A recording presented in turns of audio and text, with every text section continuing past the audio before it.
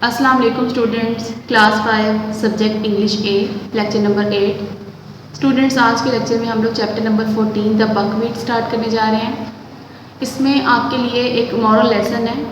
कुछ प्लांट्स की हेल्प लेके आपको एक लेसन दिया जा रहा है इस चैप्टर में। इस तरह की स्टोरीज़ को फेबल बोलते हैं। इसकी आज हम लोग रीडिंग एक्सप्लेनेशन करेंगे। साथ साथ जिन डिफ़िकल्ट वर्ड्स के मैं आप लोग को मीनिंग बताऊँगी वो आपने साथ साथ बुक के ऊपर नोट डाउन करने हैं।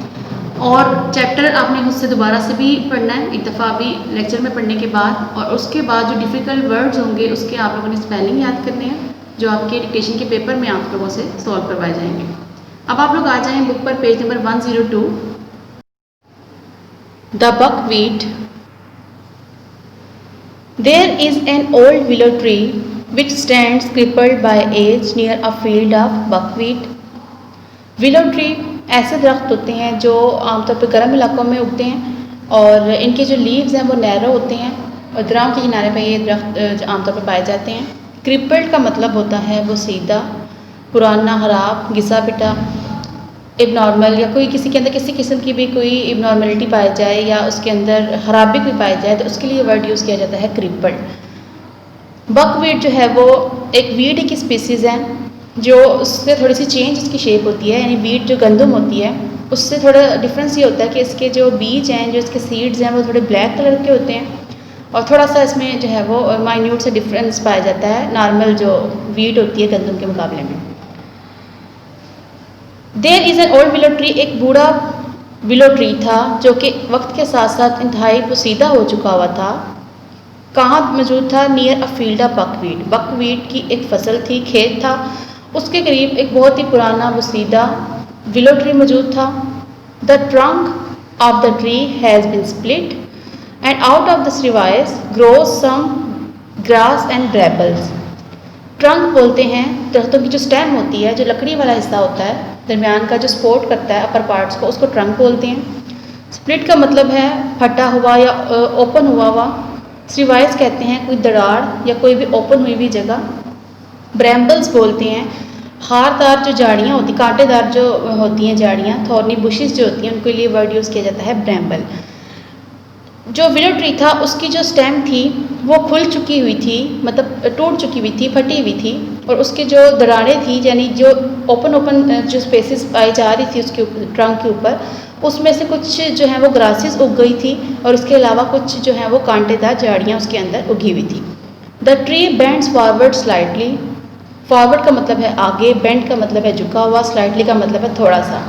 दरख्त थोड़ा सा आगे की तरफ झुका हुआ था। And it's branches hang and almost touch the ground, और उसकी जो ब्रांचेस थी वो तकरीबन वो जो थी वो हैंग हुई हुई थी, मतलब लटकी हुई थी। And almost touch the ground, तकरीबन वो ज़मीन को टच कर रही थी, यानी झुका हुआ था पूरा का पूरा दरख्त। बहुत ही पुराना वसीदा सा था, इतना पुराना था कि उसकी जो ट्रंक थी, स्टेम थी, उसके अंदर जो है वो क्रैक्स आगे हुए थे, वो स्प्लिट हो चुकी हुई थी और उसके अंदर कुछ ग्रासेस और ब्रैम्बल्स जो हैं वो ग्रो कर चुके हुए थे।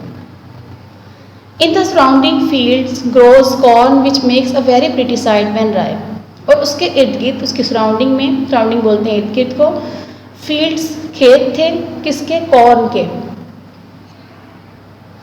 मकई के, जो कि बहुत ही एक खूबसूरत नज़ारा पेश करते थे जब वो फसल पक जाती थी, राइप कर जाती थी। The corn has a smiling look, corn की जो फसल थी उनकी बहुत ही खूबसूरत लुक थी। And it's rich, smiling look थी, मतलब वो मुस्कुरा रहे थे। And it's rich and heavy years bend in humility, और उनके जो रिच और हैवी ईयर्स थे, ईयर से मुराद है जो आपके पास ये सिट्टे का वो वाला पार्ट होता है जो खाया जाता है, जिसके अंदर उसके सीड्स होते हैं, उस वाले पार्ट को ईयर बोला जाता है।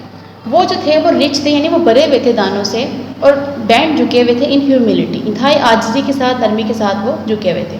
अब आप देखें इसमें एक्चुअली ट्रीज़ जो हैं वो इस तरह से स्माइलिंग लुक नहीं देते, लेकिन आपको सिर्फ समझाने के लिए, एक मॉरल लेसन देने के लिए उन्होंने कुछ प्लांट्स की एग्जाम्पल हेल्प ली है और उससे वो आपको जो है वो एक लेसन देना चाह रहे हैं चैप्टर में। तो इस तरह की स्टोरीज़ को फेबल बोला जाता है। नेक्स्ट देखिए, close to the corn, corn के करीब, there was also a field of buckwheat, एक बकवीट की जो है वो फसल की खेत मौजूद था। This field was exactly opposite to the old willow tree, और ये जो था वो बिल्कुल ऑपोजिट डायरेक्शन में, यानी उसके बिल्कुल सामने क्या था? विलो ट्री था। The buckwheat did not bend like the other grain, जो बकवीट था वो बाकी जितने भी अनाज वाली फसलें थी उनकी तरह झुका हुआ नहीं था। But had its head high, उसने अपना सर ऊंचा रखा हुआ था, प्राउडली एंड स्टिफली, तकब्बर के साथ। स्टिफली बोलते हैं कोई ऐसी चीज़ जिसको आप मोड़ ना सकें, बिल्कुल स्ट्रेट अकड़ा हुआ।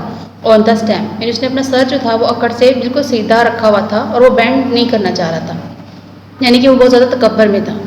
आई am not only as valuable as corn, मैं बेशक कॉर्न जितना जो है वो कीमती नहीं हूँ, but I am much more handsome, लेकिन मैं कहीं गुना ज़्यादा खूबसूरत हूँ, than the rest of the crops in the region, इस इलाके में बाकी सब पाई जाने वाली फसलों में से मैं सबसे ज़्यादा हैंडसम हूँ।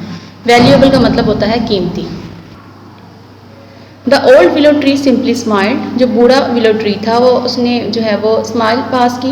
When he heard the when buckwheat speak with so much vanity, जब उसने एक मुतकब्बर बकवीट को देखा, वेन कहते हैं जिसमें तकब्बर पाया जाता हो, जो कि बहुत ज़्यादा ही गरूर के साथ ये बात कर रहा था, वैनिटी कहते हैं गरूर को।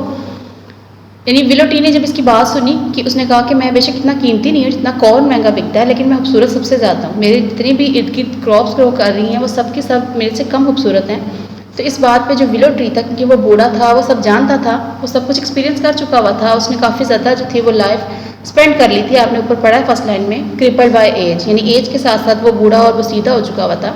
तो वो उसकी बात सुनकर जो है वो उसकी स्माइल पास की कि वो इतने तकब्बर और गुरूर के साथ ये बात कर रहा है। The buckwheat went on to say, buckwheat ने अपनी बात जारी रखते हुए कहा, do you know of anything prettier than I am, you old willow tree, क्या तुमने कभी मेरे से ज़्यादा खूबसूरत कोई चीज़ देखी है बूढ़े willow tree. And the willow tree simply nodded his head, willow tree ने सिंपली जो है वो अपना सर नफ़ी में हिला दी। नोडेड कहते हैं अपना सर, यानी ना के इशारे में सर हिलाने को नोडेड बोलते हैं। As if he wish to say yes I do, जैसे वो कहना चाह रहा था कि हाँ मैंने देखा है। यानी विलो ट्री ने सिर्फ उसका जो है वो ज़ुबान बंद करने के लिए ऐसा कह दिया कि नहीं भाई मैंने तुमसे ज़्यादा खूबसूरत कोई और चीज़ नहीं देखी, लेकिन क्योंकि वो तो सारा कुछ एक्सपीरियंस कर चुका था, वो कहना ये चाह रहा था कि हाँ मैंने देखी है, लेकिन उसने बस वक्ती तौर उसके तकब्बर के आगे उसको ये था कि वो मज़ीद की बात करेगा, तो उसने कह दिया, नफ़ी में सर हिलाया, कहा कि नहीं मैंने तुमसे ज़्यादा खूबसूरत कोई चीज़ नहीं देखी। The buckwheat spread it self out with pride, buckwheat ने अपने आप को तकब्बर के साथ हिलाया। एंड सेड टू हिमसेल्फ मोकिंगली, और अपने आप को मजाक उड़ाने के अंदाज में कहा, मोकिंगली का मतलब है मजाक उड़ाना। वॉट अ डल ट्री, कितना ही जो है वो बोरिंग और वो सीधा सा दरख्त है। He is so old that grass grow out of his body, इतना बूढ़ा है कि उसके जिस्म के अंदर से घास उगना शुरू हो गई है। He does look strange doesn't ही, वो कितना अजीब व गरीब दिखता है ना। देन वन डे, फिर एक दिन, a very terrible storm broke out, बहुत ही खौफनाक, टेरेबल कहते हैं खौफनाक या शदीद को, स्टॉर्म बोलते हैं तूफ़ान को। एक दिन बहुत ही जो है वो शदीद किस्म का तूफ़ान आ गया। Lightning flashed across the sky, और आसमान पे बिजली चमकना शुरू हो गई। And the clouds rumbled before they parted to let the rainfall, और इसके अलावा क्लाउड जो थे वो रंबल कर रहे थे। रंबल कहते हैं एक ऐसी आवाज़, जैसे हवा जब चल रही होती है तो एक अजीब किस्म की आवाज़ आ रही होती है जिसको रंबलिंग बोलते हैं।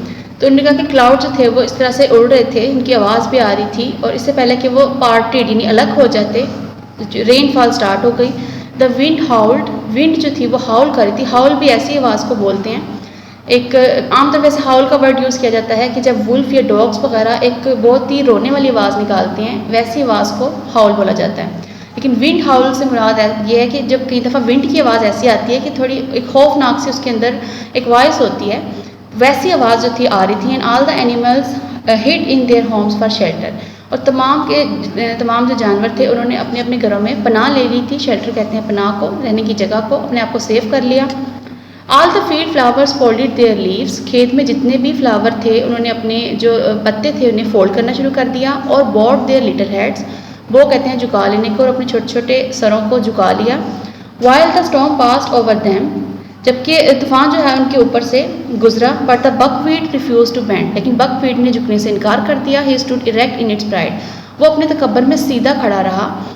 Storm passed over him them, storm उनके ऊपर से गुजर गया, तूफान उनके ऊपर से गुजर गया। But the buckwheat refuse to bend, bend your head as we do, अपना सर झुका लो जैसे हम सब ने किया हुआ। क्राइड द फ्लावर, जो फूल थे उन्होंने चीख के ये बात की। I have no reason to do so, मेरे पास ऐसी कोई वजह नहीं बनती कि मैं ये करूँ। Replied the buckwheat definitely, definitely का मतलब होता है बहुत ज़्यादा ज़िद्दी तरीके से, मतलब वो डीट बन गया था, उनकी बात नहीं मान रहा था। उसने आगे से कहा कि मेरी क्या वजह बनती कि मैं अपना सर झुका लूँ। Bend your head as we do, cried the ears of the corn, उसके बाद जो मकई के खोशे थे उन्होंने भी जो है वो चिल्ला के कहा कि आप अपना सर जो है वो झुका लो जैसे हमने झुकाया हुआ है। आई रिफ्यूज़ टू बेंड, मैंने झुकाने से इनकार किया। Replied the proud buckwheat, buckwheat ने आगे से तकबर से ये जवाब दिया। The corn once again reminded the buckwheat, जो मकई की फसल थी उसने एक दफ़ा दोबारा से बकवीट को याद करवाया।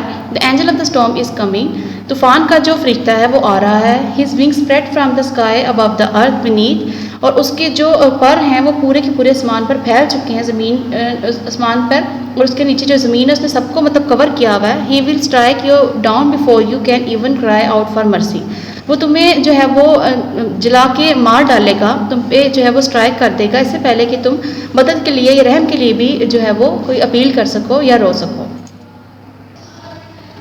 अब इन 2 पेजेस की आप लोगों ने जो है वो रीडिंग में से जितने भी डिक्टेशन के वर्ड्स आएंगे डिफ़िकल्ट, उनके आपने स्पेलिंग याद करने हैं। बाकी जो रिमेनिंग इसका पार्ट है वो जब आपके स्कूल ओपन होंगे तब आपको करवाया जाएगा।